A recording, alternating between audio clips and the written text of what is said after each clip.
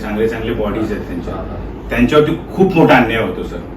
एक एक्झाम्पल तुम्हाला सांगतो, मी नाव नाही घेत असोसिएशनचं त्या, पण एक लोकल कॉम्पिटिशन होता तिकडे 5,000 रुपये प्राइज होता टायटलचा.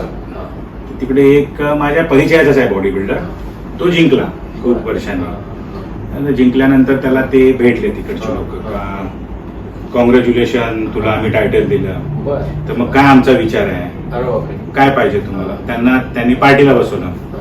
5,000चं टायटल आणि 8,000ची पार्टी झाली त्याची. आणि हे सगळ्या असोसिएशनमध्ये मोस्ट ऑफ होते असं मला वाटत नाही. कुठेतरी नाव होत असेल का मला आयडिया नाही ते, पण हे माझ्या नजरेतलं आहे. 5,000चं टायटल आणि 8,000ची पार्टी असं झालेलं आहे. असं म्हणजे वाटत नाही भेटतील लवकर.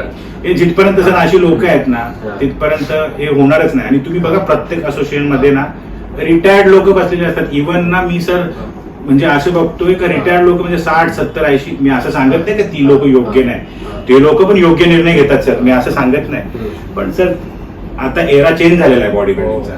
आणि आता यंग लोकांना, जसे यंग जजेस आहेत त्यांना संधी द्यायला पाहिजे.